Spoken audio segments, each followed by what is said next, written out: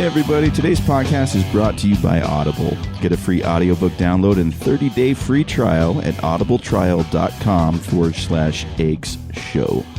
Audible has more than 180,000 titles to choose from for your iPhone, Android, Kindle, pretty much any device you can imagine you can get an audiobook on. As Eggs listeners, you can download a free audiobook today by visiting audibletrial.com/eggs show. Again, that's audibletrial.com/eggs show for your free audiobook.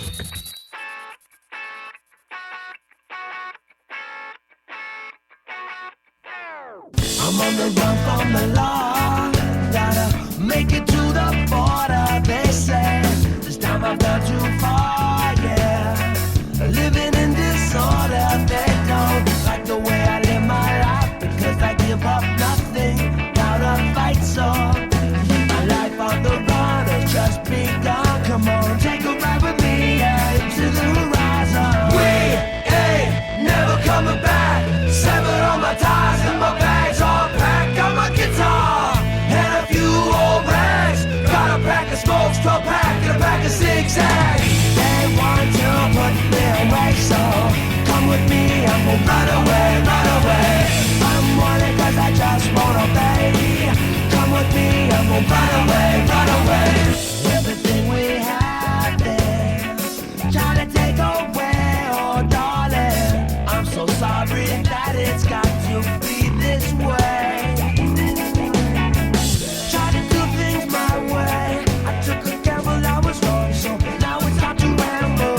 As I'm facing incarceration, you can meet me at the station, it'll be like a vacation. We ain't never coming back. Severed all my ties and my bags all packed. Got my guitar and a few old rags. Got a pack of smokes, 12 pack and a pack of zigzags.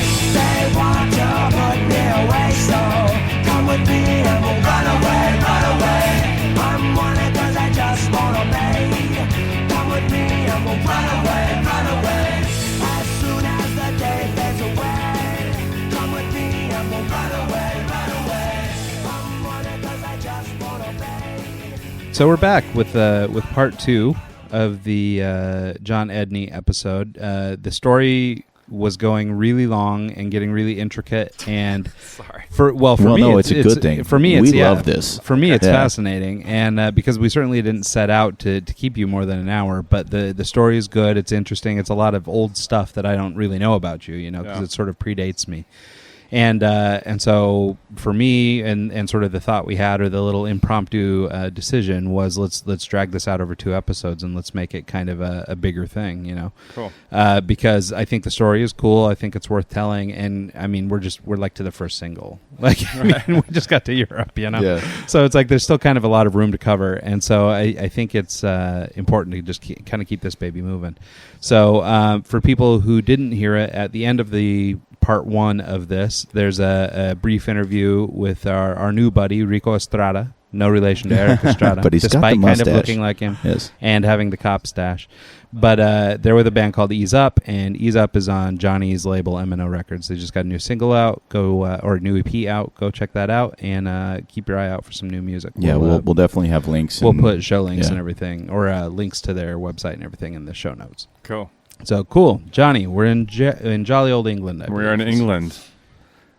So when we left off, we had changed the way that Germany saw hip hop. We had sort of innovated all that. We were told by the Englishmen that they wouldn't be interested in your particular brand of jam. Yeah. And then they found out they were. Yes. And recorded a video that you were skeptical about that came out to their same standards over there, which was kind of cool to think about, the way that, it's a little different than statesides. It's a little different than your thought, but if it fits the market, I guess it's okay. Yeah. I don't know. Yeah. Yeah, and another thing, too, that was happening sort of, I think, about this time was the Tony Hawk Pro Skater. Oh yeah. Right? That's a whole other element. Yeah, and that was, we got in that. We were in the, people remember. that thing kind of just played random songs or whatever. But if you made it to that bonus level or whatever, they played our song and it was just like kind of just in rotation. So people that were playing that level just would hear it over and over listen, and over yeah. again. And then also this is the time that Tony Hawk pulls the 900, which sort of brought those two things with Tony Hawk brought skateboarding to the forefront. To a much more it became a lot more mainstream. Yeah, it was sort of like left to the underground and left to the punkers and stuff like that for a long time. And this, just the popularity of that video game, because I'm sure just about everybody's played it. Yeah, and that plus just I guess Tony Hawk's the right kind of guy to make it mainstream and make it work. Yeah. So that was also a part of this perfect storm for us. So, and that happened as the English, episode of this single was happening.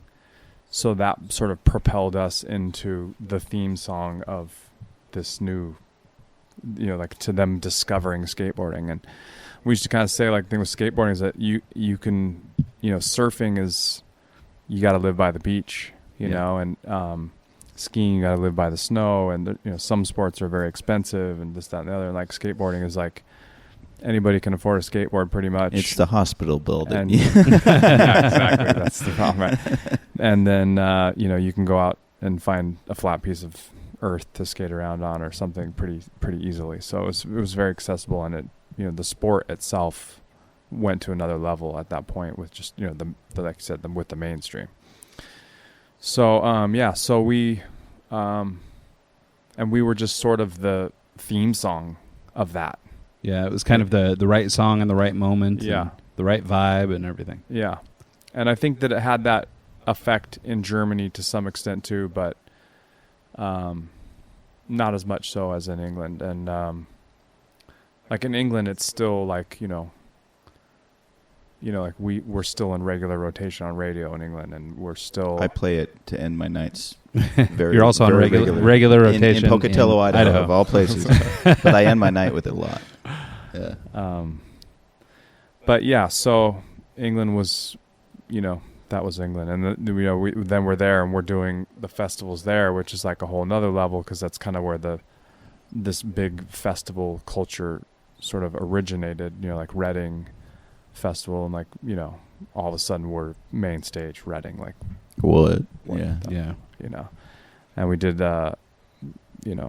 Irving in Scotland is 100,000 people. How is that? I mean, I can't even imagine. It's got to hit like a point where once you're past 20 grand or 20,000 people, it's all the blur. It kind of it is, yeah. And I always say too, like it's almost easier because they're like the people are kind of so far away from you, and then whatever it's like after it just turns into a blur kind of. Yeah. So you can just kind of go into a zone and be there, and it's almost like they're not even out there, as opposed to like being in like a little club where like you guys are standing right front center here, and like you have to make a connection with them. Yeah. No, that's the thought I always run into. We went to a stand-up show last night out at the Ice House in Pasadena, and saw Joe Rogan and a couple other guys, and nice. Those guys, I mean, luckily they've got a pretty built-in audience, but just I guess sort of the bravery or the attitude it takes to be the guy standing right in front of this row of people with their arms crossed waiting and to be entertained. There was a dude right in front of me that didn't even laugh the whole time. And I'm like, how is that possible? Yeah, God knows what he was doing there. Yeah. But anyway, so yeah, to your point, I think working those small rooms and trying to, you've really got to entertain that person. Yeah. Where if you've got 60,000 people, I mean, whatever. Yeah. You're going to get out of it what you get out of it. Yeah. You're probably high or stoned or whatever Yeah, in the middle of it. So, but yeah, no, that's a super cool experience, or just this, playing those festivals, because I mean, they just seem to draw numbers that you just don't really see in the States. Yeah. So, yeah, really cool. So, like when you did Reading, like what kind of bands play on that? Like who was that? I mean, we played right before Rancid, which is like wow. legendary to me. Yeah, they're amazing. Actually, the drummer, the current drummer, is a Salt Lake guy. Oh, nice. And so he wrote the theme song for the Real Salt Lake Soccer Club.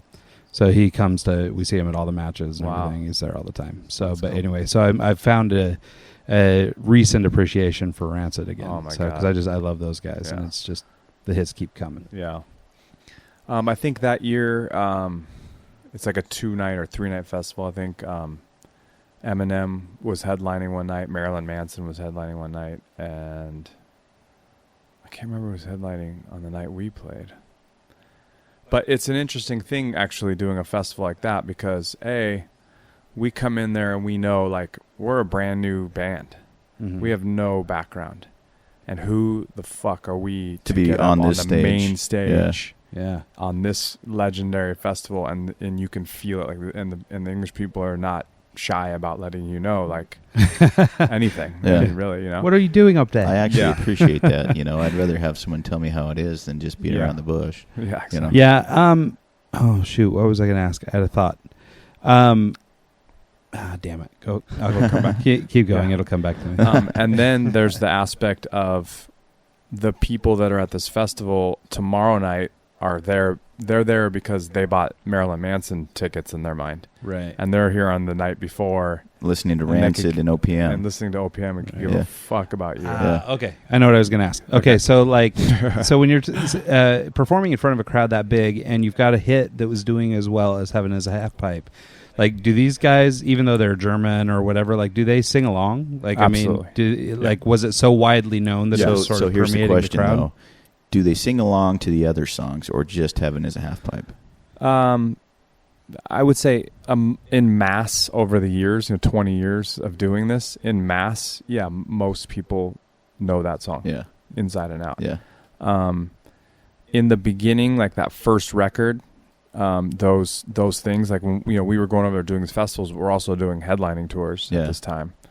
And so those people came to see us. So they'd studied the album. Like Yeah. they would know those. And all we could play was the songs on our first record at that point. Because So that's all you really had. that's all we had, right? Yeah. And so there was that, yeah. But then, over time, like now when we go back to England, in England,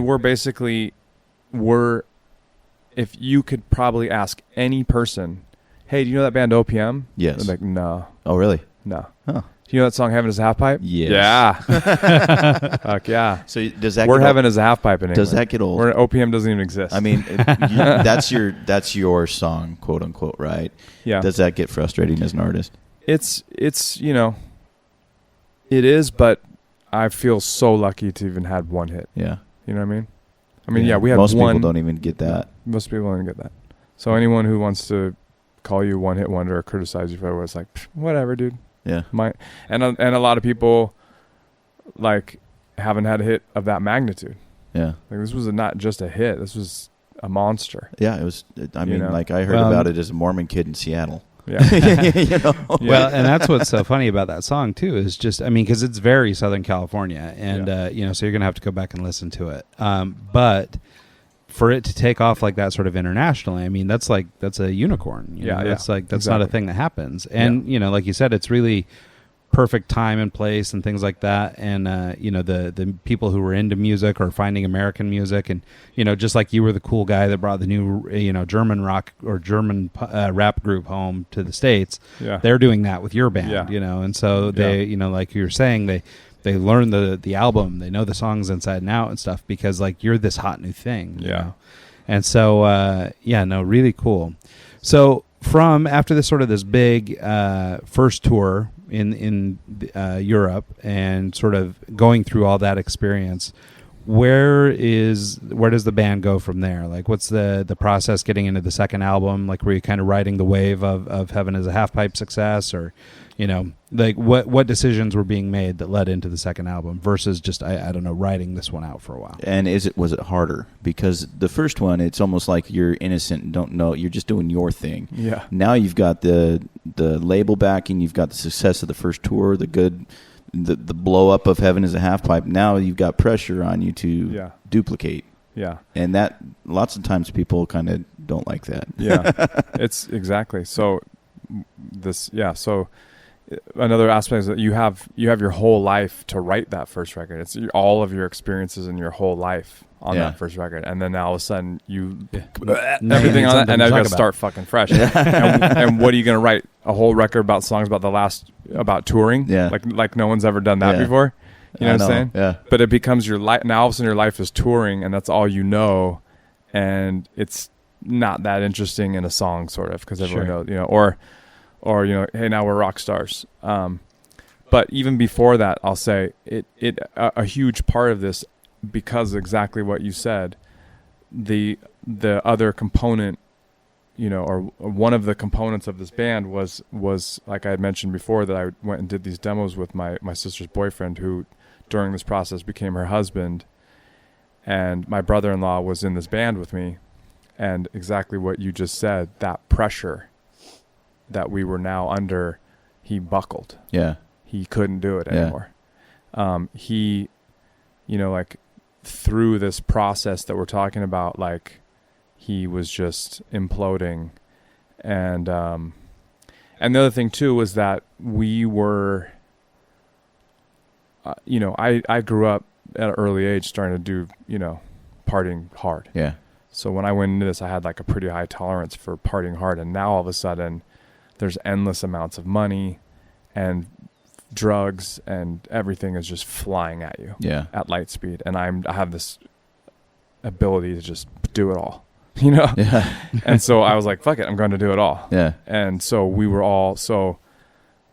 fucking raging, like on another level. And like to the point where we decided, instead of bringing a guitar tech, we hired a paramedic. No shit. Just in case someone needed to be resuscitated. Like, it was hardcore. Wow. And so it was tough. And like So how did you? Okay, I didn't start drinking or partying until I was 24.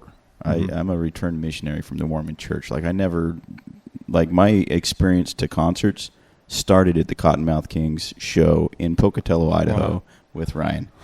That was my first concert ever, and it kind of like blew my mind. And I was kind of on my way out of the whole church thing at that time frame anyways, and it kind of just opened a lot of doors to, like, this is kind of cool. Let's see where this goes. I started drinking a little bit, and I smoke now. I enjoy it. And I try to only do it when I'm in California, Washington, Oregon, or whatever, just for legality purposes, just because it's easier and I can keep my head clean. How do you go from being rock star status to touring with the paramedic to stopping? And I mean, that's a pretty broad. Making it out not dead is a pretty big part of that.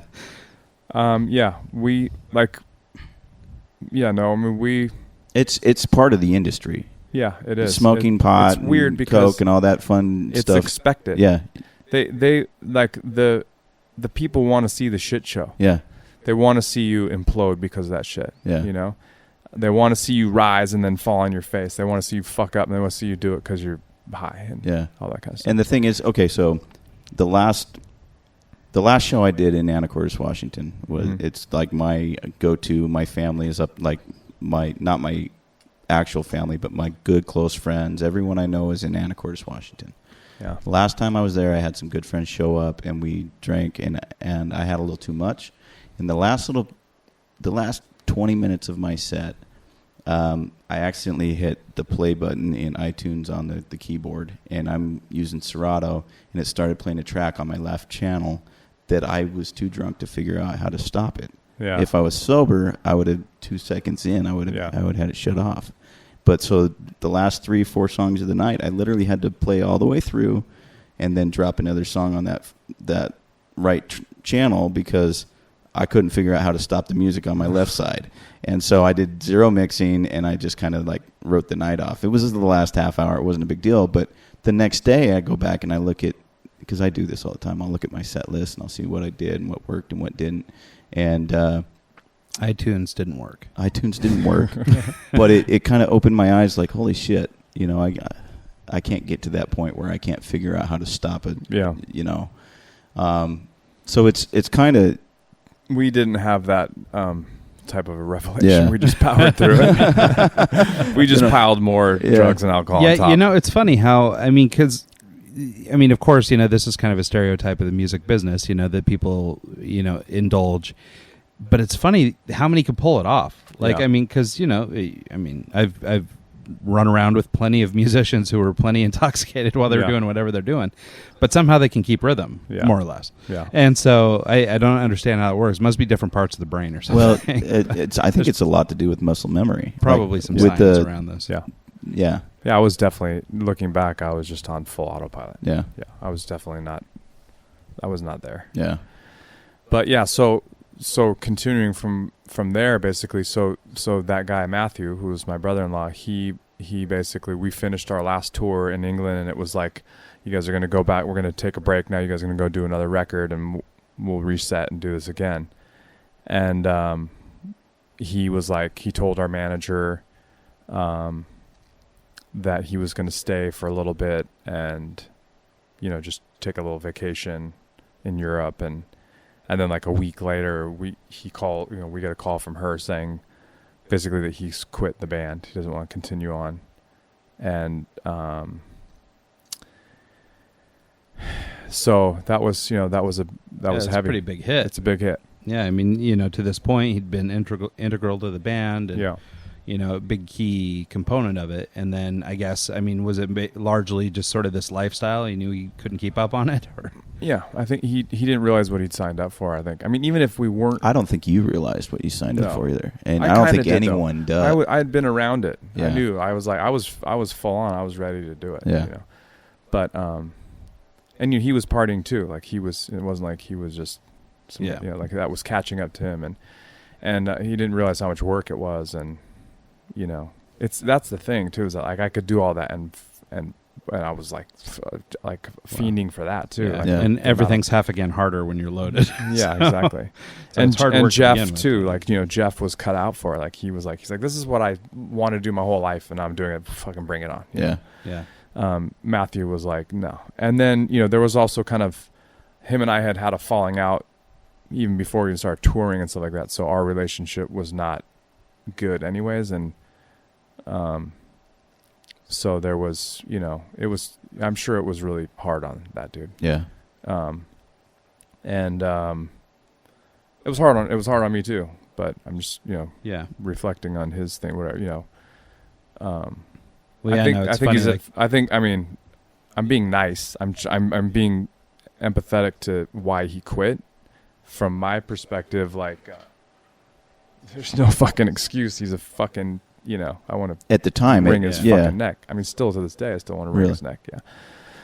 Yeah. Because continuing on the story. So now I go back to Atlantic and they're like, well, what the fuck are we going to do now? Right. We had to scramble. What are we going to do? And I was like, fucking game on. Let's just keep moving. What do you want to do? You want to replace him? You want me to fucking learn how to sing and, step this thing up, and what are we going to do? And they're like, I don't know. Let's see what happens. Go back in the studio. You guys own your own studio. We'll keep funding you. We started looking for other singers.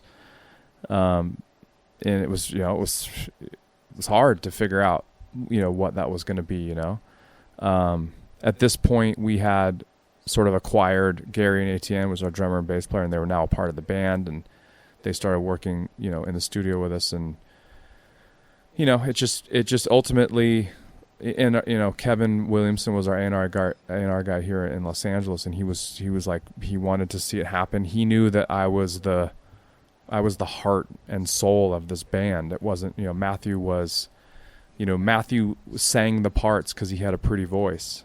I couldn't sing, so he sang the stuff, but you were still sort of the engine driving. Yeah, I was the engine, and I was the inspiration. I was the kid who was a skateboarding, punk rocking, surfing kid from Southern California. Right. He grew up in Truckee.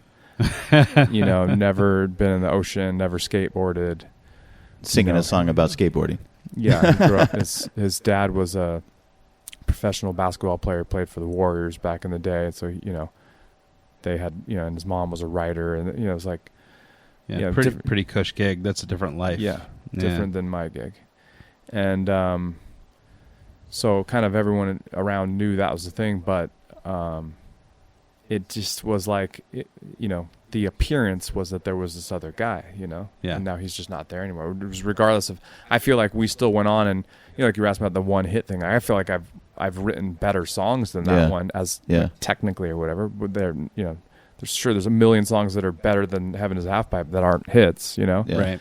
And some of those might even be mine, but it didn't matter to them. It just ultimately, you know, we finally, they kept kind of saying like, we'll go back to the drawing board, keep figuring, you know, and this went on for a while. And to me, I was like, we need to hurry up and get back out there. We're going to lose our fan base. Yeah.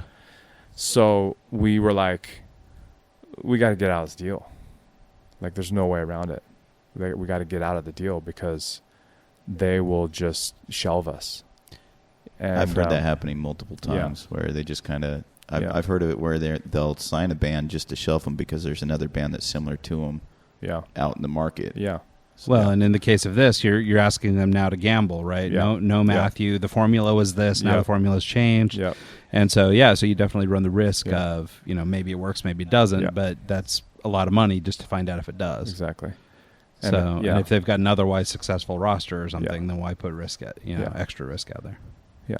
And it costs money to make a record, but putting a record out is huge expense. Well, and especially now you're a global thing. Exactly. It's not just, we're not just shopping Southern California markets or something. Now we've got to feed the nation and some European stuff. So, I mean, so the cost is exponential, I'm sure. Yeah. So it didn't make good business sense for them, and I understand that. I understood that then. And so part of the thing was, too, we started working with some good writers, some other good writers, some people that were contributing to the process and helping us make good songs, because we were kind of focused, like, they want to hit. Again, by good, is that you saying radio quality? Yeah. Okay. What they wanted. Yeah. Yeah. Well, that makes sense, right? I mean, you had the hit, and now you got to chase that dragon a little bit, right? This is the bar, so we got to get back to that bar. Exactly. Yeah. No, I was well aware that I was beyond making records for myself and my friends. Yeah. I'm a commercial artist. Yeah. Now. I have to make commercial music. I got to let go of, you know. I'm an independent artist. Exactly. I'm doing me. And I'm not an independent artist. Yeah. Like when keeping it real goes wrong. Yeah. It happens a lot. Yep. Right. Yeah. So like, there wasn't any keeping it real at this point. It was like, this is my career. This is my life. You know, this is how I'm gonna make it. You know. So we were in the lab trying to write hits. You know, and then, but part of it came up too was that, you know, there was a look that Matthew had. He was a good-looking guy. That was a part of this. Yeah. So then we get, you know, we like this guy. He's good for you guys, but he doesn't have that look. Right. He's not as good-looking or whatever. And the label was telling you the that. Label, yeah. Yeah, and this is, you know, standard shit for the industry back then. You know what I mean? Like MTV, we were going to go to Europe and be on MTV again. So you have to have the look. Yeah, he's got to have the look. You got a guy who has to look good on the TV, and then everyone's going to be like, hey, how come? It's like if all of a sudden there's some guy that doesn't even look like the guy. If the guy looks just like the guy, a lot of people might not even notice. Yeah, right. You know, like people aren't really paying that much attention. But anyway, so then we're like, you know what? This is our plan. We're Big B, who we started writing songs with because he's a phenomenal songwriter. He's 6'8", 300 and something pounds at this time. He's slimmed down maybe a bit, one of the biggest humans I've ever massive stood human. next to. Yes. He's the polar opposite of what Matthew looked like. Right.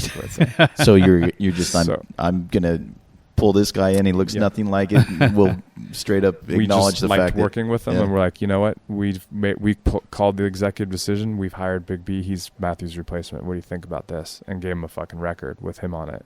Oh. Like, fuck that. So, but we were already we knew that was going to happen, so we were already sort of setting up our plan B. And Big B was friends with the Cottonmouth Kings through like the motocross world. And he's like, you know, worst case scenario, we'll go, you know, we'll get on there. They have their own record label, Suburban Noise. I'll hook you up with my boy Zinger.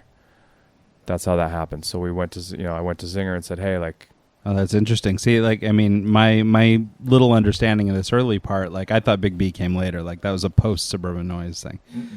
So that's interesting. I didn't realize he was the one that sort of pulled the strings on that deal. Yeah, we did that record with him. For the Masses was our second record, and and one of my favorites too, by the way. And it's one of my favorites it's too. A corner turned for OPM. It's totally different sound and everything. How did the fans take it? Sorry, didn't mean to cut you off. It just popped in my head. I'm like, oh, dang, yeah. It gets what happened was there. So now we're on Suburban Noise, who has very little capital. Yeah. Right. So they don't have radio money.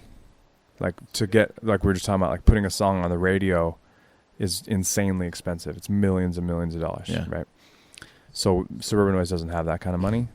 So now we find out that, you know, our fans know us through the radio. Oh. So if you don't go through the radio, we don't exist to our fans. Right. Right. So that this is how it was back then. Yeah. So when we went back out touring again, you know, without even like announcing that OPM is playing a show on the radio or whatever, like, how do you get a hold of those fans? How do you let them know? Right. So to answer your question, they didn't even know. Wow. They don't care about this change of sound and the new guy, and they just know you from the radio hit. Yeah. If we would have got a song on the radio and on that second record or whatever, then we would have been presented with the question of who's this new guy and why does your sound different, and right. Do the fans like the new sound? Yeah, like that wasn't. We didn't have that opportunity per se. Huh. And the way the major labels work is like, you know, once you leave the club, you're dead to me. Blacklisted. Yeah. Yeah. So there wasn't any like going back to even the people in Europe and saying, there's still a good market for us over here, you know? Yeah. So by the time we figured it out, we're like, fuck it, we'll just go over there on our own and, you know, whatever. And then it was interesting there because we get to England and we're playing clubs and we're one of the biggest bands ever. And they're like, that's not OPM. That couldn't be OPM. OPM should be playing So they at think you're Wimberley. a fraud. Right. Yeah, they're just like, no, that can't be. So it was, you know, yeah, it was just like, careening out of control, and then you found the brakes. Yeah. So, yeah. But, you know, it was like, all right, you know, I looked at it like this. The most people, the progression of like all those guys that were sending me demos when I was at Island, where they've been in a band, 100 bands, touring, playing shows, doing all this shit, trying to get good enough to the point where someone recognizes them. They get, and they, you know, they build a little fan base, and they get signed to a label, and they put a record out, it does okay, and then the next record is even better, and then the next record they have a huge hit, you know, and this is their career, and then now they have a big career, right? That wasn't our case, you know. Yeah, so we had a almost big reverse order. Yeah, exactly. We So- started big and just worked our way to the bottom. Well, well, and it's funny. So listening to this and actually having this context before this second album came out, one of the cool things. So I mean, obviously, Big B came on and he lends a totally different voice and a different, you know, kind of edge to the music. You know, he's got a really complimentary sound, but he's also a big personality, a big voice. Yeah. But you've also got a ton of other little cameos, you know, some of the reggae greats, the Ika Mouse and Yellow Man, some of these guys that had to be cool opportunities. And so was that maybe a little bit of the strategy? I mean, you've got your little Dave Grohl interlude, so maybe this is where Dave Grohl comes back in the picture. But I mean, so is that sort of an attempt to, let's see how we can, I don't know, grab fame or get notoriety from somebody, like another direction? It's become clear that we're not going to get the radio play. We're not going to get the things that made us hot before. Is this doing a lot of cameos, you know, or having a lot of different people singing with you on this album? Was that all just Matthew replacement? No. You know, what is because that? on the first record, there was a lot of that too. Yeah. Like when we realized, like originally OPM was other people's money. Right. So like Which we I were love. like, It's yeah. great. So we were on Atlantic and we're spending their money. Right. So we're like, who do we love? Right. And like we had, we were, you know, all big Fishbone fans. We're like, let's get Angelo Moore in here. Yeah. Have him play the fucking saxophone. And then he's in there and he's singing. And then like one of the bands that when I worked at Island, I was trying to champion to sign was Ozo Motley. I was in love with that band and I really wanted to sign them. It was a hard sell because they were Latin and it was going to be, you know, they needed to be on a Latin label of some sort. But so I had them come in and they played and sang on Trucha. I love that you're drawing from your group of friends and the people that you like, and you're pulling them in instead of just saying, "Oh, we got this drummer up the street. He's all right. Let's throw him in here." Because you're taking your influences and incorporating them into your stuff, which is cool. You know, I love that. I think that's awesome. Yeah, so so that was kind of we'd already kind of been on that model. There's a lot of cameos on the first record, or a few anyways. Mm-hmm. And then the second record, Atlantic was still paying for it. Oh, just as part of the original deal. It's still we're still in the deal. They haven't dropped us yet. So I was like, let's get Ika Mouse. Let's get Yellow Man. That's so awesome. Some of those are two of my favorites. Yeah. You know? How does that go down? You just call them up and say, "Hey, you got some time?" Did you know them on a personal level? I didn't know either of those two. Yeah, do you have time? We have money. Yes, exactly. They hear Atlantic's on the phone with a check for you. And they're like, okay, where do I go? Yeah. And that we were doing the studio in Venice. We rented a studio on Venice Beach. So they showed up, and like Ika Mouse came down. He's massive, dude. Yeah. So he was like, I went down and like lifted weights on Muscle Beach with the guys, and he was funny. Yellow Man, we didn't even get to meet actually. We sent him the tracks to Jamaica, and he just did them down there. So that's probably easier than trying to get him into town and everything.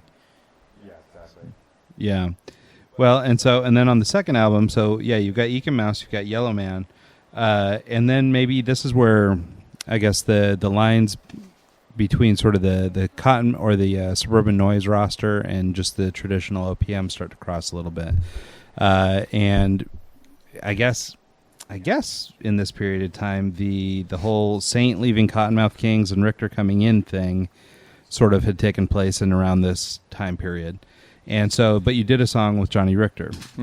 And so he was sort of new-ish to the Suburban Noise crowd in that moment. Like, I mean, he'd been around. He was a friend of theirs, but he was new to the label. But he's like really the one that stands out on that second album as sort of being of the Suburban Noise ilk. Right. Can you talk a little bit about that sort of collaboration and how that came to be? And, what I guess once you're on their label, that sort of makes sense. But yeah, had you signed with Suburban Noise at this point, even though Atlantic hadn't formally dropped you, or is this kind of one of these songs that happened in kind of a gray period?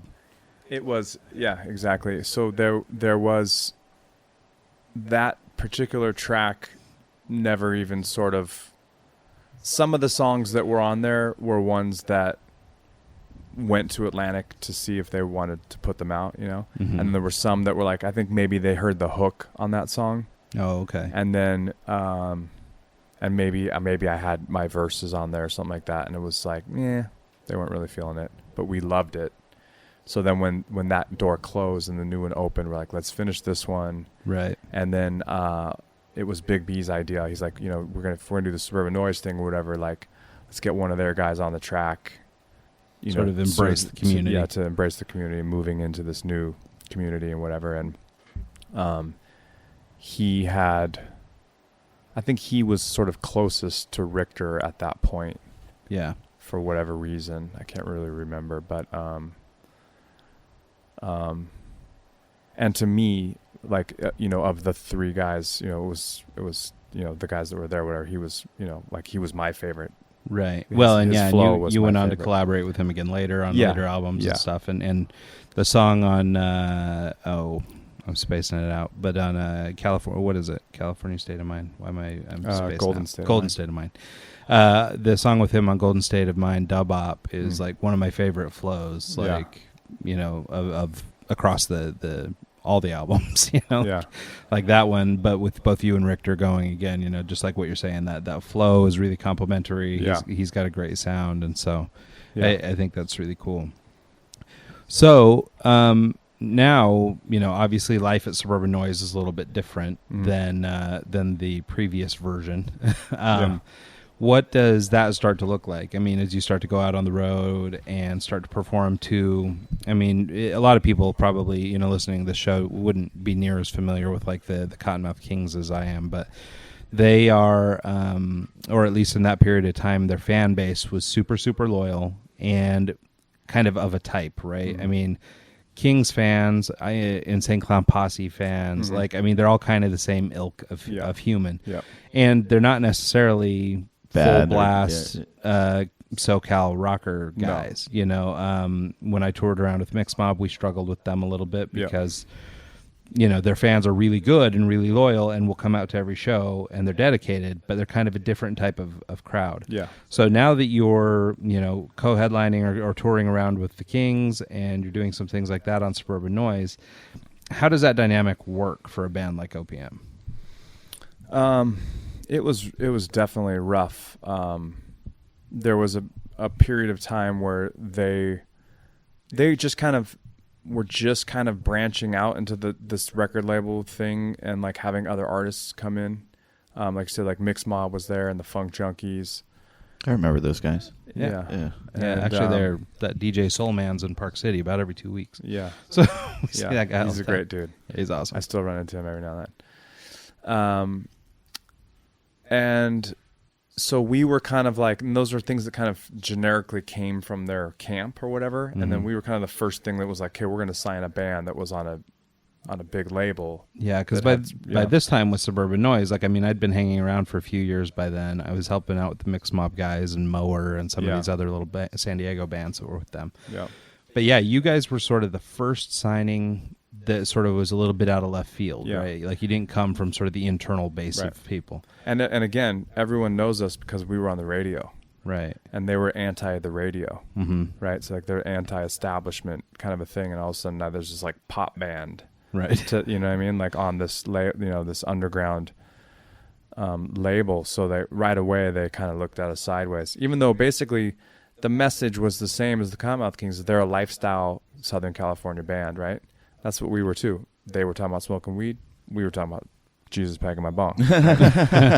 So we had that connection, and that was what Zinger saw. Right. He's like, these guys get to know you, and they're going to love you. Yeah, so Zinger is Kevin Zinger. He's one of the partners or one of the owners of Suburban Noise Records, also owned SRH Clothing, which if you're a Cottonmouth Kings fan or if you've ever seen a Cottonmouth Kings fan, they're sort of inextricably linked. With the Spade. The Spade with the SRH and Right. the Suburban Noise thing. So when he's saying Zinger, that's who we mean. Yes, sorry. Thank you.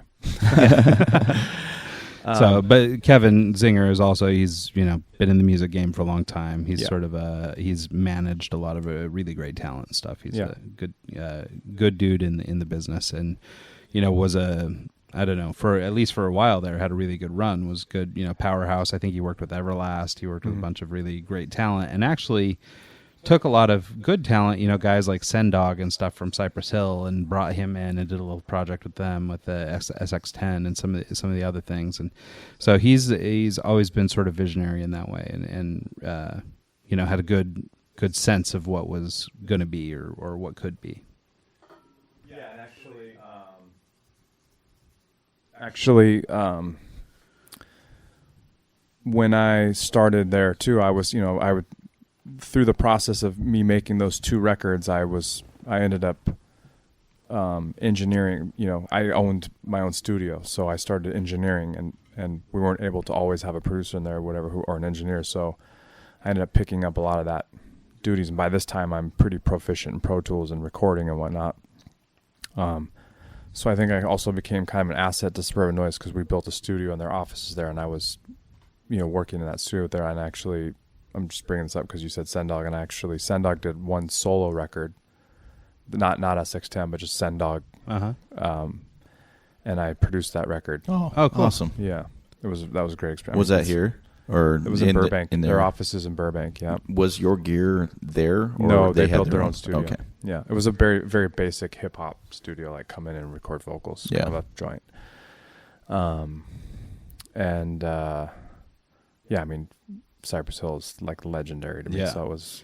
Well, and of course, I mean, for Cottonmouth Kings fans, I mean, there's a ton of crossover between them and Cypress Hill's audience. What do you think of Prophets of Rage coming around? I'm not sure. Yeah. I just saw a thing about them. Someone from Cypress Hill. It's a couple dudes from Rage Against the Machine. Yeah. It's Tom Morello and the drummer, some other people. Yeah, I just heard a couple songs the other day, and it was kind of cool to see them all kind of come together and form like a super group. It was nice. Yeah. Anyways. anyways, yeah, Sorry. where were we going? Yeah, so you had just recorded the Send Dog solo album. Is what I know, we were but talking before about. that, so that was a tangent. Oh. Where were we going before that? Say. Okay, so we were just talking You a were little talking bit about the fan base of... Yeah, Oh, sort of that's working right. working with Suburban Noise fans or Yes. Cottonmouth fans. Yeah, and then another thing too that I would like to point out is that early on in my vision of doing a band was like, I grew up on some heavy stuff too, right? And I spent a lot of time going to Slayer shows and Biohazard and all these, hardcore shows. And during my time at Island, I went to a Sugar Ray concert. And Speaking of hardcore, Yeah, I know. Although back then they actually were pretty like thrashy. in the beginning punk, they were. yeah. No, I went like that's sort of in their heyday, and it was at the Universal Amphitheater, which is thousands of people, and it was 90% girls, and all of them were hot. Yeah. Yeah, it sounds pretty great. Yeah, and I was like, okay, when I started, this was before I started making music, so I was like, do I want to be Slayer, where it's all a bunch of sweaty dudes beating the shit out of each other every night, or do I want to be Sugar Ray? So that was a big part of my motivation. I was like, I want to go where there's, Yeah, go where the hot girls beautiful are. girls are every night, right? Yeah. And then we get out there and we're doing these shows that I'm talking about, and for the beginning of my career, it was a lot like that. And then all of a sudden we're doing like the dregs of this country, and it's mostly guys who just smoke a lot of pot. Yeah, thrasher dudes and women who can thrash just as hard in the pit. Yeah, exactly. Yeah, it's a rough crowd, and you know, and I will say, I mean, because I had luckily the pleasure to meet a lot of these guys along the road, and running around with the Mixed Mob guys and the Kings and with OPM guys, and I mean, for a lot of them, are certainly disadvantaged or whatever, but I mean, they're some of like the most like homey and just down cool people. Yeah. There's so many of them that are just like, they don't have much, but they'll give you what they've got. Yeah. And so I met a lot of really cool people on the road. Really, really cool. I mean, it's a very interesting group, but it's a very cool group of people. Yeah. No, we definitely, ended up finding our way to fit in, and yeah, of course, people are people, and I love all people, and of course, they're all great people, and it was. Yeah, it was a great experience. It was all awesome, but it was weird because you had to do, you'd have to do 90 days on the road to hit as many people as we did in one show in England. Yeah. You know what I'm saying? And that's how many shows in England did you do it on a tour? Like, yeah, exactly. Yeah. And then even then at that point too, like with radio support, like when we're headlining shows, we're doing, a couple thousand people a night even, Yeah. And now you're opening for another band and the deal there is that, like, if they don't care about you, they just don't come in till the main band goes on, right? So you're not playing to a full house every night, Yep. And then after some time, we worked our way up, and then people knew OPM and they liked us, and it was cool, and then people, it's starting to get fuller and fuller at the night. It was a lot of work, but we ended up doing it, and then we did end up going over to England again and Europe and stuff on our own, and it was, worked well for us, and it was, good money over there and stuff like that. So it was, and the experience of cruising around in Europe, and like I tell people all the time they're going to Europe, I was like, bring me, I'm the ultimate tour guide. Yeah. Like, I've been there. I've been to every little armpit and every little place. That, and like I always drove. I just, I don't know if it's, Trust issues. Yeah, trust and control freak kind of shit. So.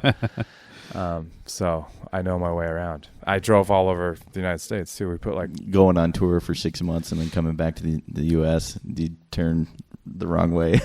Yeah, exactly. Yeah, I remember very well the first time I got into a giant van right down in London, from the airport, or whatever, and be on the wrong side of the road. So it was crazy. Yeah. But so that kind of, I think we've gotten through most of the music side of things. Yeah. You own a studio now, and you're also in the process of opening a brewery. Yeah. We kind of touched on that a little bit.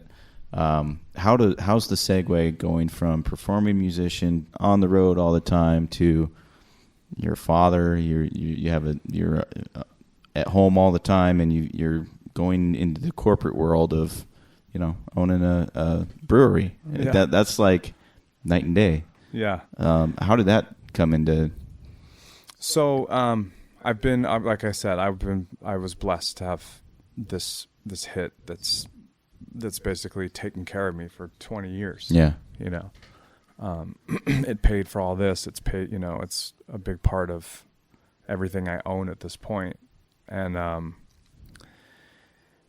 been able to, you know, and so those checks coming in, like I said, we're still in rotation in lots of places in the world or whatever. I'm still collecting money and living off of that over the time. And then as time's going by, those things start getting, you can't depend on them because they come sort of randomly and stuff like that, but they start getting smaller and smaller. Had a lot to do with why I started MNO, trying to have my, you know, a commercial studio, trying to make money, you know, working. I was like, the thing I'm best at now is engineering and trying to produce and get into the producing world, and where there's more longevity,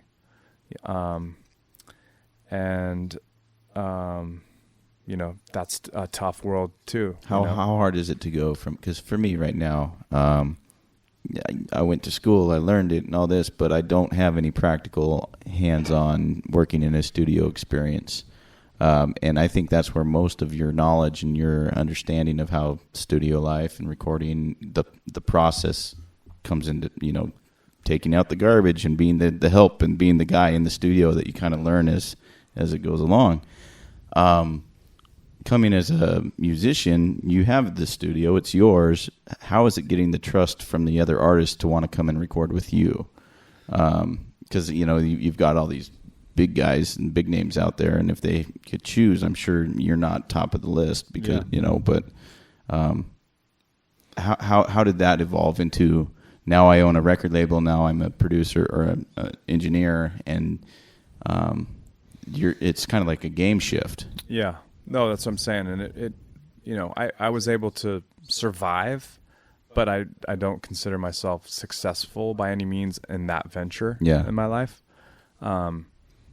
It was, you know, the way that I explained the way I got into being as a musician into this industry. I was well on track to have a successful career in the music industry before I went to the other side. Yeah. I was in the industry side.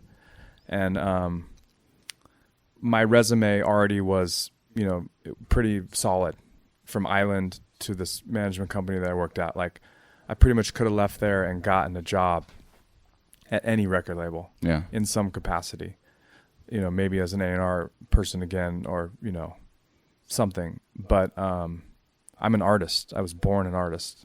You know, I knew that that's what I wanted to do. So and I knew that once you cross over, you can't go back. Like, there's no way I'm going back in and getting a job as an A&R rep. Yeah. You know, unless, you know, like, you know, it happens, you know, like whatever, like Fred Durst became an A&R person, but things like that, but not me going and trying to get a job. Like, you know, like that was they did that because he was someone who was famous, you know? Yeah.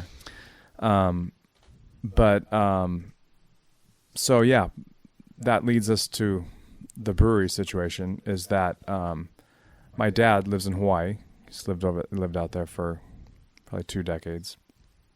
And, after he sort of retired, he bought an ice cream factory in Hawaii.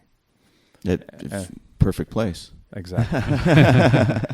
And, so, you know, we always kind of talked about, you know, maybe when I'm, you know, hang up the studio stuff and the rock star lifestyle, whatever like that, maybe I'll kind of come in and take over the ice cream business or something like that. So over time we started wanting he wanted to expand over here in the mainland, get some stuff going in California. So I ended up becoming the California rep, like the VP of sales and marketing in the mainland. And we have some clients here. And, so now I'm earning money on commissions and getting a paycheck from there. It's a little check because I'm just not doing too much work. It's a very part-time thing for me. And I believe you still have. There was a Tropical Dreams. The name of the ice cream. So, but there was one in Salt Lake too, I think. That's right. So right. Yeah, that place is pretty good. And we actually went there in Hawaii in October. So yeah, I think I told you, but you're like, that's not my dad's jam anymore. So. But you know, better late than never. But we still went. So yeah, he's now selling it and whatnot. But anyway, so I've been in the business with him for all this time, and just in the beginning, like learned how to make ice cream, and every time I go over there, used to go do the deliveries, and if I'm over there, I'm working. I used to go over there multiple times a year, and when actually Golden State of Mind, I basically wrote that entire record in Hawaii. Wow. Actually, in my little studio apartment. Thinking of Golden State. Yeah, exactly. It was weird that it came out that I should have been Hawaii. So, well, it's actually, I mean, we sort of glazed over the last few albums of the I guess that was a Suburban Noise release. That was probably the last Suburban Noise release. Mm-hmm. And so as we started to exit Suburban Noise and evolve into MNO, or I guess evolve back into MNO, because you'd had a version of that, or an iteration of MNO years ago. How did you, I guess, was there something about that album that sort of, this is the pivot point where we leave and then come back and are born again under an indie label, versus sticking it out with Suburban Noise? Like, had that just sort of run its course and you were done, or? Yeah. I think, I don't know. It's weird. Like, I feel like, I don't know. Yeah. I just, at that point, things kind of got, the label, like the touring, the whole thing, everything was kind of getting old, because you were getting so little bang for your buck. And Suburban Noise was also on a decline. Everything was sort of starting to kind of, I don't know, at the end of that, we put that record out and we toured with it, whatever. And then at the end it was like, man, am I going to put another record out on this, on this label and do this whole thing again, whatever? And I was like, at this point, like I said, we started out big. At this point, I'm well aware of this, and I'm just doing it for the love now. Yeah. Right. Like, I'm still hanging in here. I'm not hanging on to a dream.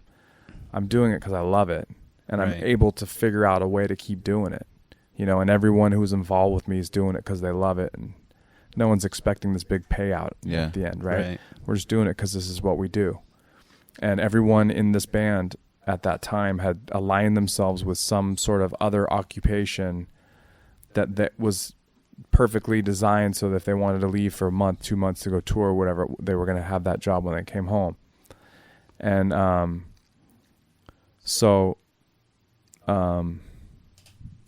then it was just at this point, and it was like, I wasn't getting anything out of it, I felt. Right. So I was like, the gains you were getting from working with the label just sort of were outweighed by the, the hard work or the energy for nothing. And there's still restriction, even though if you're on like a very independent free label, there's still restriction. There's still like, one of the biggest restrictions for us being on Suburban Noise was trying to create a product that fit into that cottonmouth mold that you're talking about, which isn't, their deal is not particularly my deal.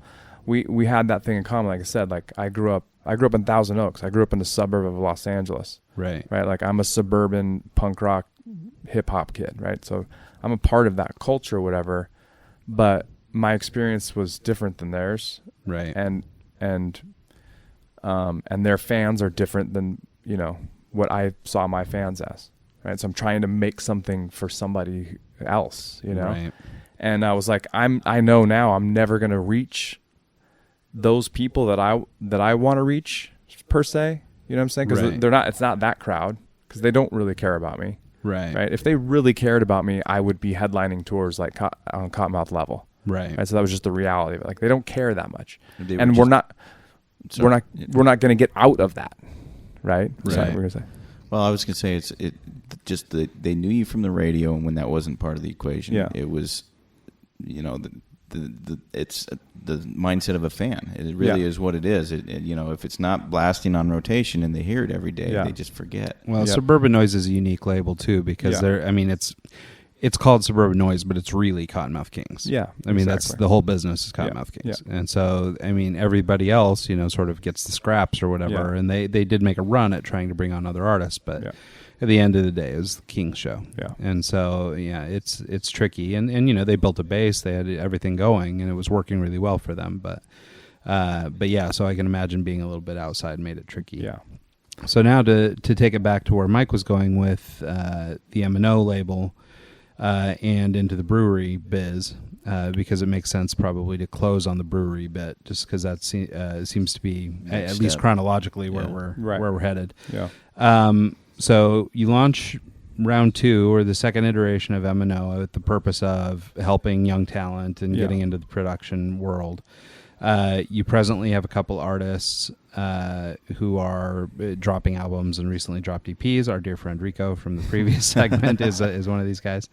And so we're still got a toe in the music business. Yeah. But I guess maybe you're just, you're probably like me, getting a little bit older, starting to look for a little bit the longer game. Yeah. And sort of what, it's fun to do the album for the joy or the music because you just like it, but at the same time, now you've got a kid to take care of, you've got a family to take care of, and you need to be able to retire at some point. Right. So I guess these are maybe some of the motivators for Tarantula Hill. Yes. It was, I started sort of actively looking to ramp up the ice cream business here, and was looking to, purchase a building to build a factory and start making the ice cream over here. I can imagine bringing it from Hawaii isn't probably super cost effective. Yeah, exactly. It's kind of has problems. And and over there, you're on vacation, you're in Hawaii, you want this ice cream, so like every restaurant in Hawaii carries the ice cream. Mm-hmm. So my dad's very successful with this business. Here, unless you're a Hawaiian restaurant, you don't really care about a Hawaiian ice cream. Right. So like, Menchie's will do. Yeah. So we, it's our sales situation was a different thing here. So I kind of needed to be able to hopefully make production for Tropical Dreams in the States here, and branch out and to do another brand that is more Californian of sorts. So, as this is happening, I'm going through the trials and tribulations of trying to get a small business loan, which if anyone's done that, it's a nightmare, and, trying to do this whole thing. And a really good friend of mine that I've known since high school, he recently, he still lives in Thousand Oaks. He lives in Newbury Park, which is part of Thousand Oaks. He, several years ago, he became a big fan of craft beer and opened a tap room in Newbury Park.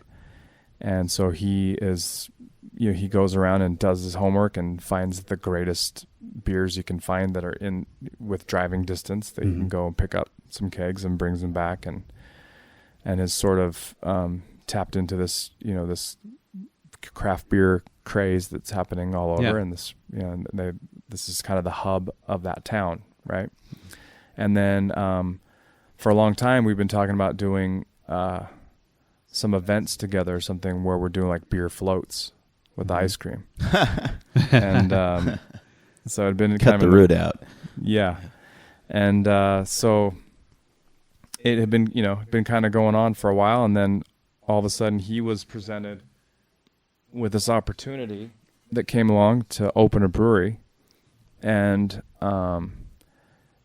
it kind of started out, he wanted to do this. He wanted to get all his close buddies in together, and let's all invest and all own this thing together. And so that was kind of the initial, thing there. And then he's like, and then we'll have ice cream. He's like, so most breweries here are in sort of a commercial area. Uh-huh. So they have low rent and they can get big open spaces and less restrictions or whatever, so they can have, be doing production and whatnot. The place that we're opening it's on a main street. So it's like a retail place. So we're paying a higher rent. Sure. So we're thinking, we should probably supplement, not just have beer. Let's do a brew pub. Let's have food. Yeah. So, and that's a whole nother set of challenges. Well, you have to have someone that cooks. You have to have the stock in. I mean, just even I have some friends up in Anacortes that runs restaurants, and just the thought process of, okay, I'm getting this amount of meat. How can I use it in 100 different ways? Yeah. Use every piece of it to, ground up and make the hamburger and do this and multi-purpose the food. Yeah. So it's ready to cook. And just the thought of, like, over ordering, having it go bad, having all these different things that come in with just adding the food to the equation. Yeah. But Well, and that's what's so funny about it is that it's all that on top of we're building a brewery. Yeah. Exactly. So, because this guy, as you described, I mean, he clearly knows beer. Like, Yeah. I mean, he's been doing this for some time, but I imagine there's a little bit of a hurdle or something to jump over between I know good beer and I'm making beer Yes. that performs at that level. by Yeah, the way. no, we're not like by any means trying to be like, and then we'll figure out how to make good beer. We're deep in this. So he's his name's Ollie. He's obviously smart enough to know that and very smart beyond that. He's a very smart guy. So he right away was big part of it was like we have to recruit a brewer. We have to get a good brewer. And his background, he went to law school at Pepperdine, and rather than becoming a lawyer, he became a recruiter. He would litigation recruiter. So he would, if you had a big lawsuit, he would work for like Philip Morris or one of the tobacco companies. They're getting sued, and they need a litigator. Right. And so he had a stable of guys lawyers that he would pull from. And exactly. Yeah. So he was like, I'm good at recruiting people. I'm gonna go get us a badass brewer, and then this thing is on. And he went to the brewer at Stone. Oh. And hi. Yeah. Pause. Taking a break. Pause.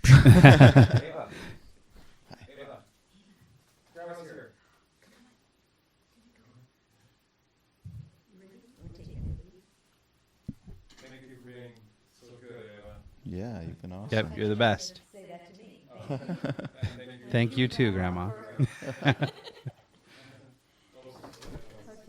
Oh, headphones. All right, see you guys in a little bit. Want to take these with you? Okay. All right, let's go get a little jacket because we want the breeze. Okay, thanks. See ya. So he met with the guys over at Stone Brewing, and I had a couple arrogant bastards last night, by the way. wow. There you go.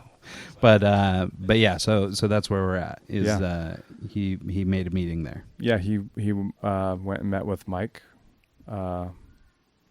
and asked him if he wanted to roll the dice and leave your awesome job at Stone, like one of the gnarliest breweries in the world, and basically was an opportunity for him to have carte blanche of What he wanted to What do. is it? Make. Go out and Yeah. make his own Yeah. reputation. Yeah, I imagine that brewmeister gigs are kind of few and far between, and the Yeah. opportunity to actually go out and kind of craft your own flavor or your own brand is probably pretty alluring to those. Well, it's guys. got to be like being a chef, It is. because as a chef, you're mentoring under, you got tutelage of other chefs and you're cooking their menu. And I'm sure like with Stone, it's the same kind of thing. He's making their beer. Yes. So he can't really go and do his own thing or create his own name for himself Yeah. under their umbrella. So the I guy could see how that that'd be appealing. created the recipes for Stone kind of like literally wrote the book of how to make IPAs Really? the way that they're made now, like this sort of new American version, right? And he went and worked underneath him for many years, and then when that guy left, he took over that spot in a sense. But he's, like you said, he's making his recipes, right? So he doesn't have that freedom, but he is, he's an amazing brewer. He's the real deal. So we're so insanely lucky to. Yeah, no, that's fantastic. So, does Tarantula Hill have a particular style of beer that you guys are going to be producing, or do you have a range? Do you have the IPA? Do you have the ale? Do you have the whatever? So obviously his specialty is IPA, Mm-hmm. right, and a very specific type of IPA. But he's obviously very capable of making any beer. Any type. Yeah, it's even crazier than being a chef because there's a lot of science, the gastronomy, like the science of chefing. But it's crazy to be now being in this world and learning all this new stuff, whatever. It's like, it's science. Yeah, it really He's is. a scientist. If you go back know? far enough on my Instagram feed, we were at a restaurant in Salt Lake, and the bathroom art was like a wart, kind of like it broke down the science behind brewing Right. and hops and this and all that. And I took a picture of it, and I'm like, science. Yeah. Well, yeah, that's what's amazing about it. Is it's ingredients, it's time, it's Yeah. pressure, it's all these different things. Yeah.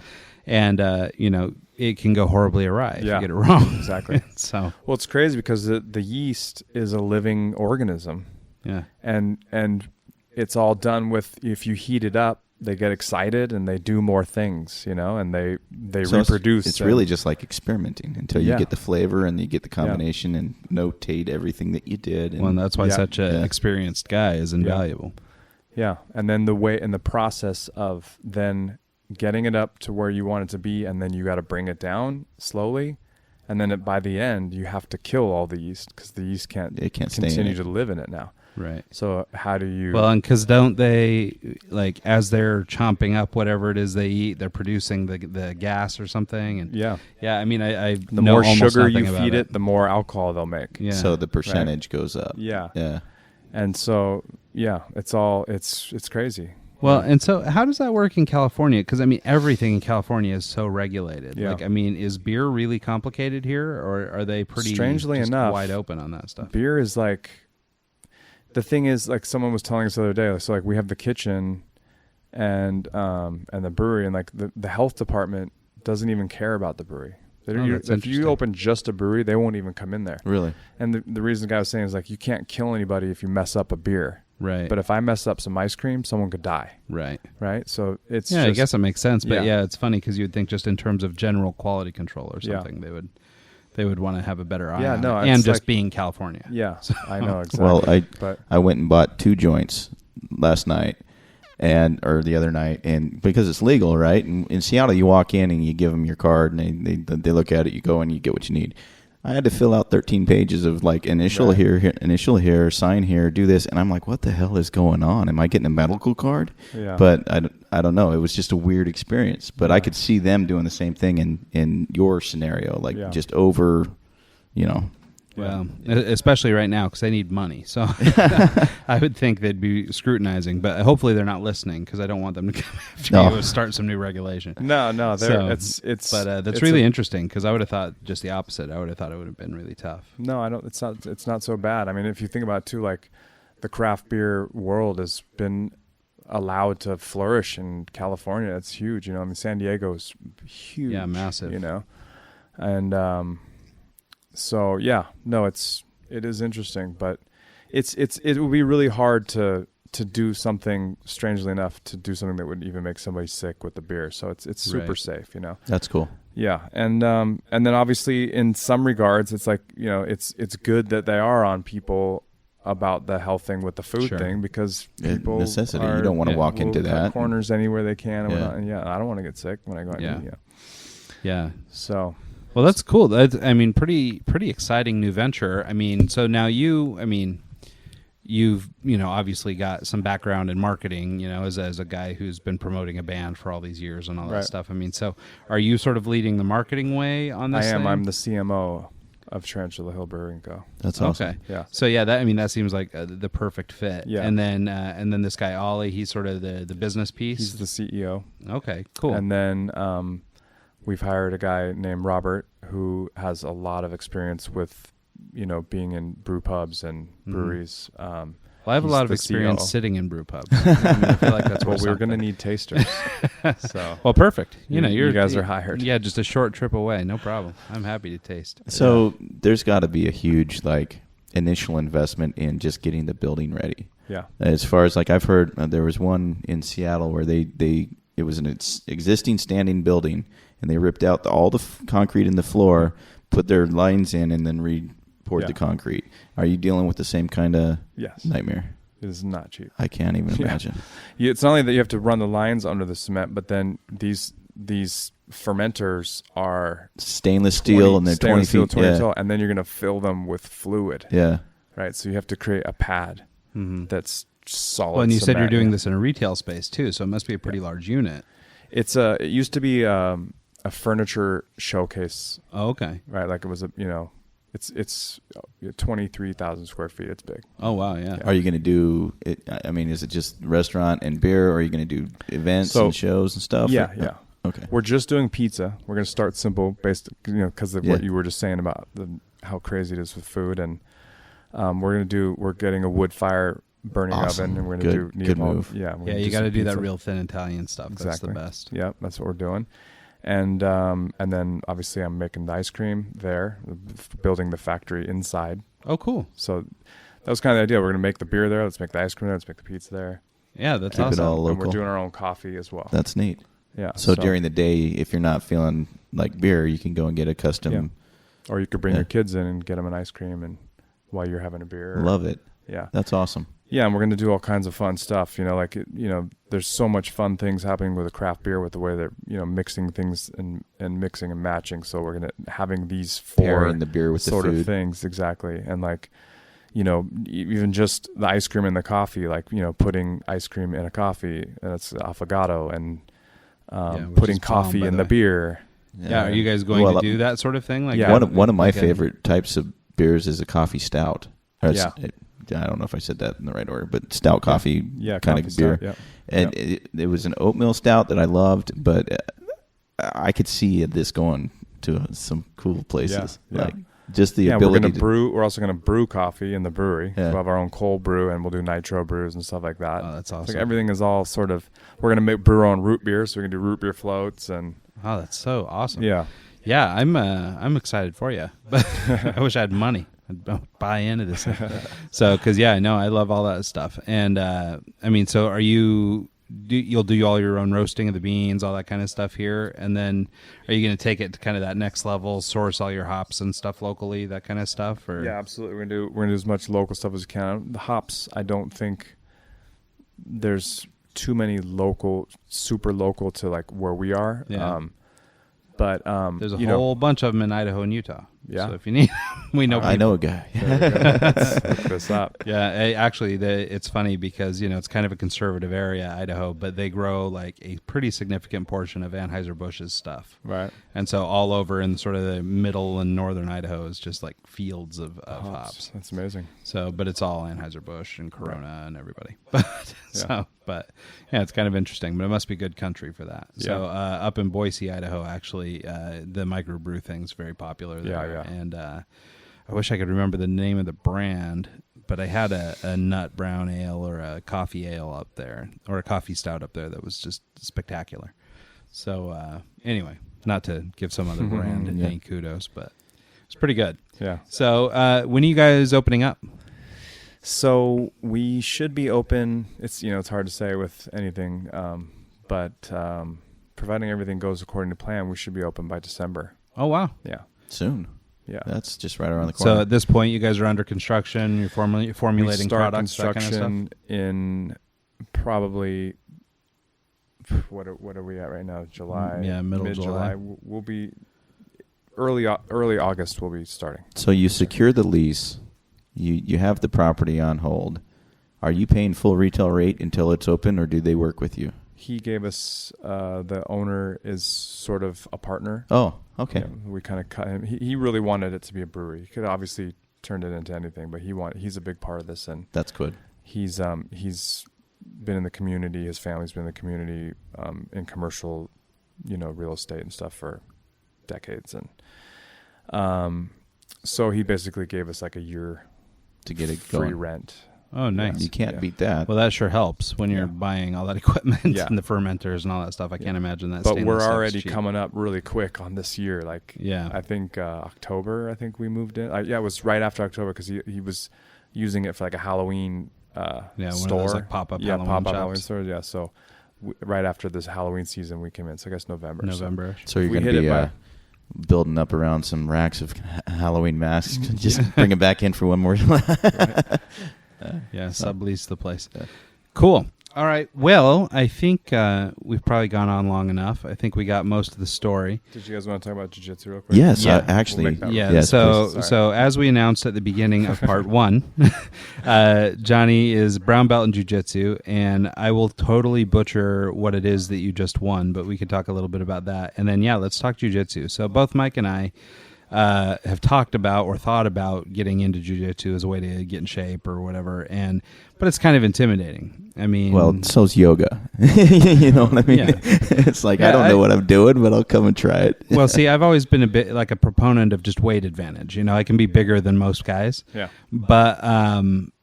But in that particular setting, like big doesn't help. No, Like it's not mean a about lot. that. No. So talk a little bit about your experience with jiu-jitsu. I mean, as long as I've known you, or at least a significant time or portion of the time I've known you, you've been in it. Yeah. And continued to excel in your practice and learn more and more, and have now achieved some pretty significant levels. So let's just talk about that. Yeah, it is in a kind of in a nutshell, right? It's as far as choosing something to do physically, it is the hardest thing you can choose. I'm sure. I'm not going to lie. Yeah. I'm not going to kind of code it. Damn it! I was hoping when I said it was intimidating, you were giving me the look like, No, you got this. this. So bad. You can. There's not a day that goes by that I'm not in pain of some sort, right? From someone just Yeah. tweaking your arm out of Just place. My or- hands are just hurt. My neck's always, but like everything else, you just get used to it. It just becomes a part of your life. I'm not complaining. You'll Yeah. never hear me complain about how much I'm in pain, Yeah. right? Just because I'm used to it. And I know that when you're not in pain every day, you're like, that sounds horrible. I'm not going to do it. You're not motivating me. But it's so worth it because you get so much out of it. I mean, the upside of it is you can't even explain. The fact that it is the most difficult thing. I'll sit with anybody and debate if you want to put whatever sport you want to put against it. As far as Polo, I'm telling you, man. I would say that there's things up there like gymnastics and ballet, things that people don't think of that are on this level. Yeah. Right. But and then there's people who are in polo who are extreme, who would as a or like an athlete like or whatever like. I was just throwing that out as a I'm just first saying, or like the sport swimmer, that came to my the mind. swimmer That was guy, stupid. like Michael Phelps. Yeah. like he's so elite. There's an outlier, yeah. He's so elite that he's such an elite athlete or whatever. But Like the extreme Olympic curlers. But if he was in jiu-jitsu, he would be there. There are also guys who are elite in jiu-jitsu, Sure. right? Yeah. And you put the elite jiu-jitsu, the dude that's on that level as Phelps against one another, it's still he dwarfs the amount of whatever had to get to that point that Phelps has put in, and that's hard to even imagine to be someone that's that good. And it's really hard to explain like how much goes into it on that level. You can't explain. Another thing too is that a lot of people come in. There millions of white people. Wow, white people. Millions of white belts. Oh yeah. And most of them don't make it to blue belt Just because of the process and the because they steps figure have. out how fucking hard it is. And how Well, and there's quite a bit of, I mean, I guess, I don't know, maybe distance isn't the best way to think about it, but there's a lot of distance between white and blue. Yes. Oh, yeah. and You blue have and to know yellow everything by the time you get your blue belt. Right. Everything. That's what's crazy about it. Yeah, That so when even though when you you might get to blue feel- belt, you now know everything, and from there forward, It's perfecting you're it. refining it. Uh-huh. Yeah. There isn't that much to it. It's really kind of simple, but the details are game changers. The tiniest movement of this and your body weight completely shifts, and someone's now stuck forever. And the difference between, pulling off an armbar and getting someone to tap and someone escaping it is, it's so tiny. It's crazy. It's very detail oriented, and you can only learn those details over a really long amount of time. So I always tell people it's not a sprint, it's a marathon. It's like a full-on commitment to. So what's like a workout for someone like me who would be walking through the door the first time? Like what would I expect the first time I'm there?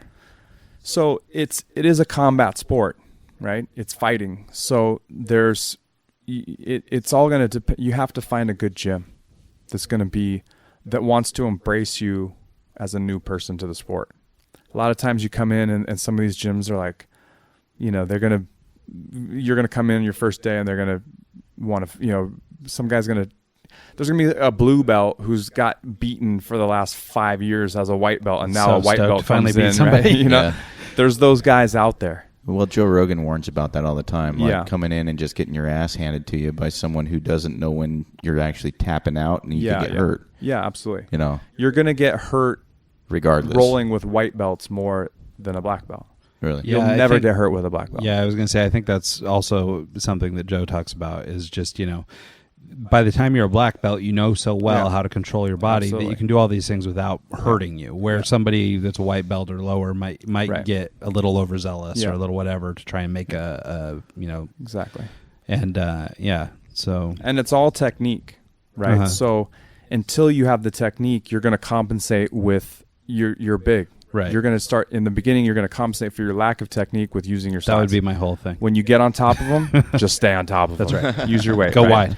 If you're Make yourself if big. you're long, you're going to have the ability to reach out and grab things that they can't. If you're short, you're able to get into a ball and maneuver. And every person has the same advantage, no matter what you are. But in the beginning, you'll utilize strength, and someone's more athletic. They'll use their speed, right? But at the end of the day, technique trumps everything. Is cardio a huge part of it? Huge part of it. So- And this is why, again, it's unique to any other sport. There's no cardio that you can do to emulate that cardio. Yeah. You could do CrossFit, you could do any type of workout you can imagine. It's going to help your heart have some strength, whatever you get in there, but nothing is like rolling. When you're actually rolling, you're physically rolling, you're getting that type of cardio that's happening. I don't know why it is. Scientific, I can't really explain it, but I've heard also Joe Rogan and people. Well, and it makes sense. So, I mean, you're training different muscles, Yeah. and I guess it probably has a lot to do with the little micro fast twitch muscles and things Yeah, like that. exactly.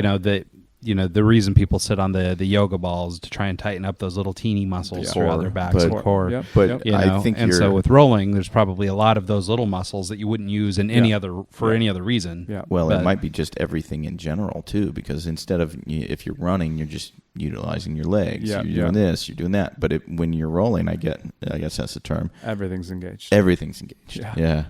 So I mean, And then on another level, even gnarlier than that, because it's a technique thing, it's very cerebral. It's a chess match. It's not checkers, right? Like most sports are just he's going to checkers. move this way. I should move this way to prep for it. Thinking 3 steps ahead. Yeah. The best chess player thinks at least 3 steps ahead. Most chess players have it all mapped out all the way to the end, and then if something shifts, they already have 15 variations of how that same plan can be executed. It's so mental that it's like that's when you get addicted. Yeah. I could see that. Yeah. Yeah. So, how would you recommend? Thinking back, I mean, obviously you've been doing this a lot of years now, but can you think back to your first day walking into a gym when you decided to do it? Like, sort of what allowed you to make that step? I mean, you're obviously an extroverted guy. You're somebody that's confident in yourself and everything. So it probably eliminated some of the reasons people don't go. Yeah. But still, even as somebody who is confident and sure of themselves, as you walk into this gym, where you're surrounded by just animals, how do you, I guess, overcome whatever anxiety that is and sort of work your way in? Is it, again, just finding the right gym, or is there, something that you can do as a person to sort of prepare to go do it? I definitely, like, every time I talk to people about starting, I say definitely do your homework on your gyms. Go check them out. Watch it. Go see what they're doing. See, the whoever the black belt is that's there is going to define the culture. And if they seem like they genuinely care about you taking the first step on this journey, and they're going to understand the journey. They've done it. They've done it, right? Sure. Is that the requirement for someone to open a gym? Is they have to be a black belt, or is you can teach adults as a brown belt. Okay. You can teach children as a purple belt. I don't think you could open your own gym as a purple belt. Like you can, but there's a lot of brown belts out there that own their own studios. Yeah. Okay. And then also as you can just get a regular black belt, and then there's a professor black belt, so which is kind of a different thing, which is a different, to be a professor, to actually be like, so like if you're a brown belt and you have your own studio or whatever, I'll never get my black belt from you. You can't give me a black belt. Yeah. You're not a black You're belt. not a black. How can you? And if you have a regular black belt, you can't give me a black belt either. You have to have a red big stripe on your belt that you put your stripes on. Huh. That's how you tell the difference there. As a professor has that red on their black. Is there like a a website you can go to find like legit studios, or is it kind of just hit or miss? You got to go check them out and see. I don't know of a website, but yeah, I'm sure that, you just got to kind of look around in your community, I guess. But yeah, and then just, definitely go in there with a little bit of a baseline. Like, don't make this your first thing, like get a little bit of cardio back up if you haven't trained at all in a while, like, do some, and the thing is that if you understand that it's a marathon and it's not a sprint, like, you really have to be conscious of pacing yourself. Like, it's the biggest thing that white belts do is they run and they come like I love rolling with white belts, especially new ones, because they come in they're aggro and they're trying to go really fast and really strong, whatever. And it's just like, I just weather the storm for a minute and then they gas out yeah. And then I let them feel what it feels like to have pressure on top of them,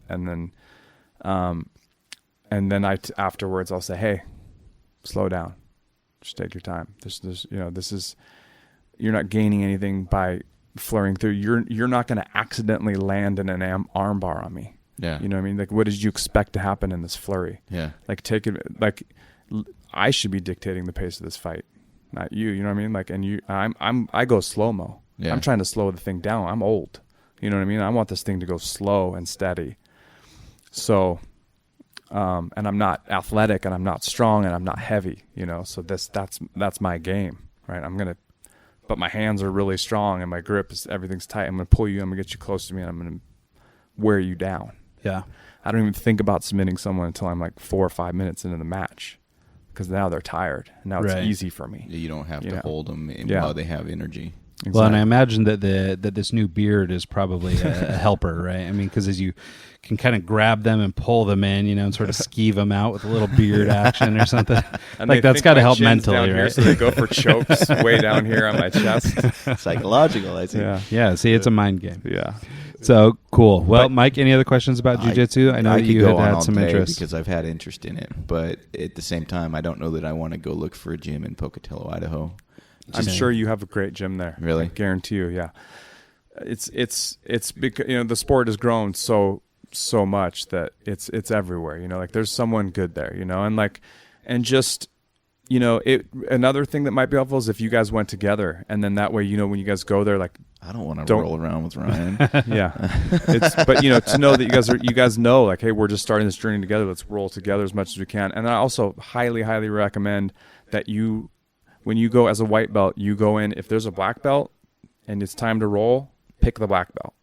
If he's not there, there's a brown belt, pick the brown belt, pick the purple belt, pick the blue belt. Save avoid white injury. Belts. Yeah. Literally avoid the white belts, because and really blue belts if possible, but like and also don't be afraid to say, hey, I'm new. Yeah. Can we just go slow? Like, can we just drill? Like, you don't have to, it doesn't have to be an ego thing, like, actually a lot of the Gracies are huge in Torrance, where my gym is in Torrance, and there's a lot of Gracie's academies down there and stuff like that. A lot of those academies, they don't even let you roll till you're a blue belt. Oh wow, I like that. I actually do. I mean, I would much rather focus on technique than breaking my arm because I don't know what I'm doing. Yeah. And that's another thing. I mean, like, I'm a struggling musician. I don't have money to pay for medical stuff. So that's the whole. Spare yourself injury. Yeah. And if you're anything like me, I found that injuries take a lot longer now. As you get older, they sure do. Yeah. So.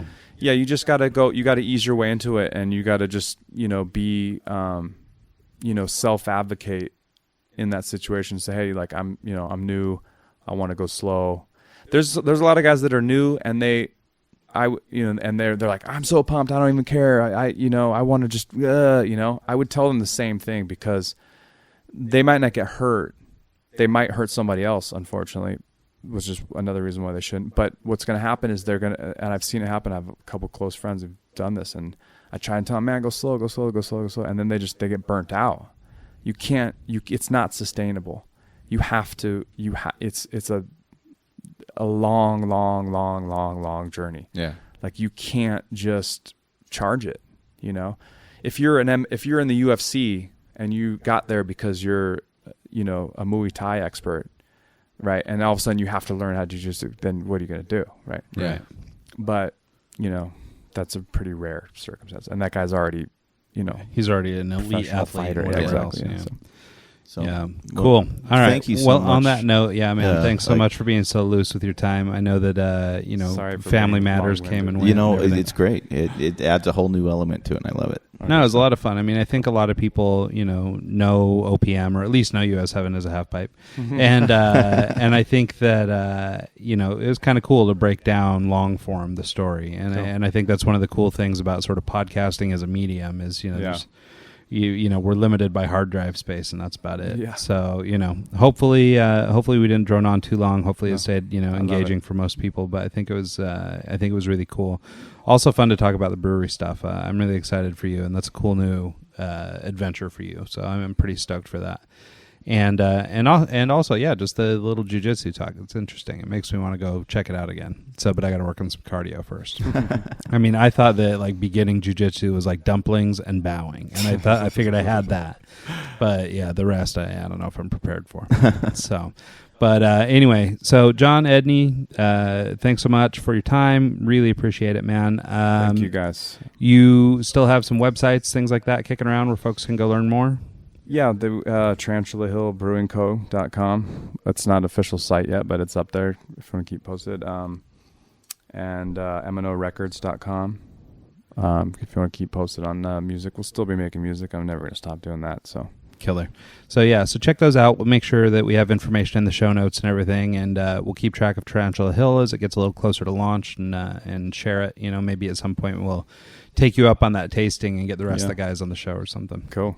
So anyway, with that, thanks so much. It's been an awesome week here in Southern California, and now we're wrapping it up. So Yeah, I'm about to go jump on a flight. So. yeah, Mike's getting on a plane, and I'm getting in the car for 10 hours. It's going to be bomb.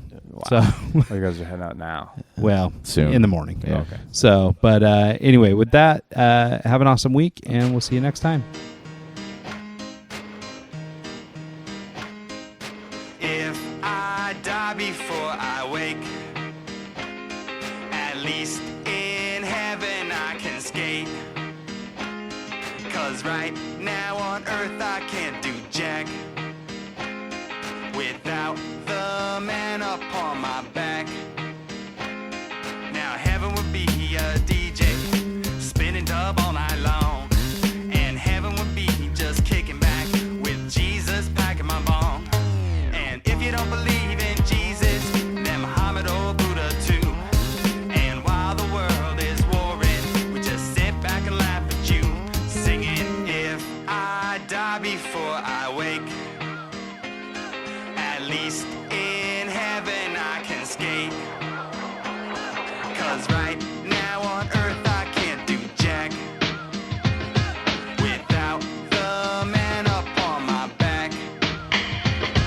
Now when most people think of heaven, they see those pearly gates. But I looked a little closer, and there's a sign that says do not skate. So if you wanna come to my heaven, well, we all gonna have a ball. And everyone you know is welcome, 'cause we got no gates or walls. Singing, if I die before I wake, at least in heaven I can skate. 'Cause right now on earth I can't do shit